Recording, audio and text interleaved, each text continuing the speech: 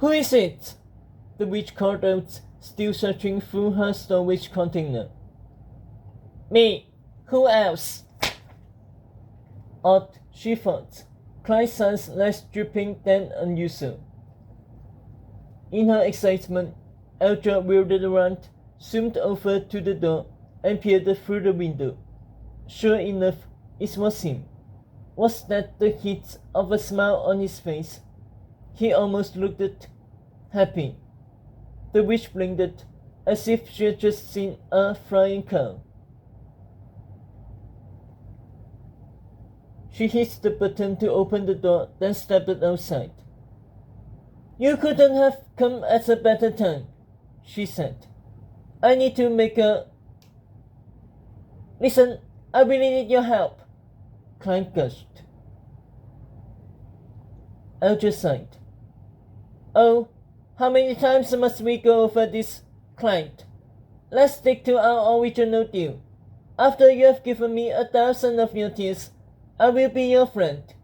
You only have 888 tears to go. See? You're almost there. What the witch had done was indeed a little cruel. The class was so desperate to make a friend that she had agreed 1 year ago to give Eldra 1,000 of his crystallized tears. In return, she would officially be his friend. But not really. Not in her heart. How could she befriend a monster like that?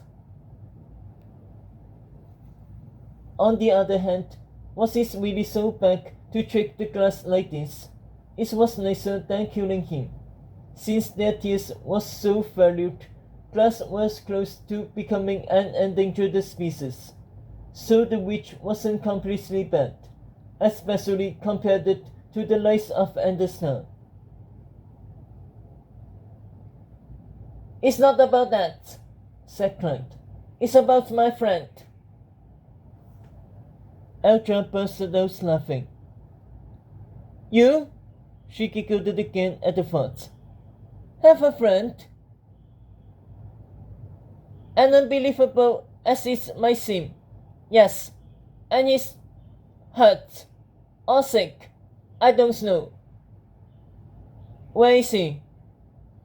The glass touched down on the ground. Wait here! The witch approached. She laughed again upon seeing the unconscious kitten resting on top of him. I won't even ask how you two met, she said. And what exactly is wrong with...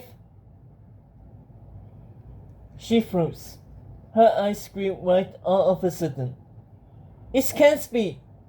This kitten has the mark. Mark? What's mark? Eldra shook her head. Oh, you foolish ghost. Why didn't you bring him to me sooner? Hurry, give him to me. There's no time to waste. She cradled the limp kitten in her arms, then clutched it inside her heart. Clyde floated over to the window and watched Eldra set the kitten down on her blue wool mattress. The witch performed a series of gestures over his motionless body. That was when he noticed its size. He had grown slightly, his claws too. His fur now had a blue sheen. Was he changing? Why? Was that normal? Did kittens really grow so fast? It must have something to do with his illness, the glass sighed. He felt so helpless. He could only float by the window while the witch performed her magic. It will be okay, he thought. She'll know what to do. I don't know what happened to my friend, but she'll know what to do. Eve slowly opened his eyes. He was lying on a soft surface.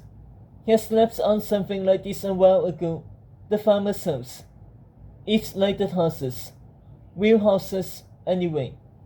There were so many comfortable things to sleep on in a real house. Stoves, beds, carpets. much better than the hollowed-out log that served as his home. No, he was wrong. How could he think something like that? His home was a wheelhouse too. He remembered the smell of salmon, a smell you'd never find in a house like the farmer's, and suddenly he thought of his mother, of his friends, of his home. He had to get back, had to warn them, save them. Yves sprang up. He was in a stone hut made of. He couldn't remember the word. He tried to recall what Klein had taught him. Never walk, never stone, no cross, never cross. That was it. Where was Klein anyway? Just then, he heard a voice coming from somewhere outside. A woman's voice. Don't take this the wrong way, but I'm delighted to see you crying again, the woman said. What would I do with all your tears? Only 887 left, by the way. I just hope he'll be okay. The kitten's ears perked up. Clanked. It slid off the bed and through the window. The glass was just outside, facing a strange woman he had never seen before. Both turned to face him. No way, said Clyde. You're already awake. Nearly. Yves swabbed his face with his paws. So, what's happened? Something extraordinary, said the witch. The kitten gave her a confused look. And who are you? This is Elja, said Clyde. She's a witch. She's the only one I could think of who could help you. And she did. Honestly, I didn't do much, she said. All it took was a piece of milk, that's all. I don't understand, said Yves. Will someone just tell me what's going on? Elja nodded. You've been chosen. Chosen? By who? The Nefer. Clyde floated closer. The Nefer found you, Yves. It scalded you. Your arrival here was no accident. What? That just doesn't make sense, fussed the kitten. Am I dreaming? He shook his head. What would this world want from a kitten like me?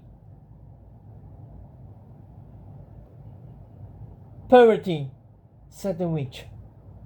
Innocence, courage, love.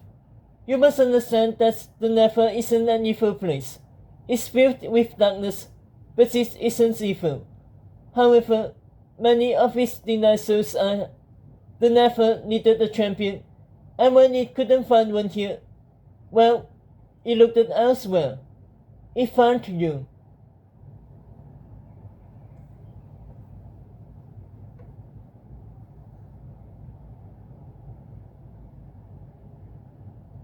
Yves staggered.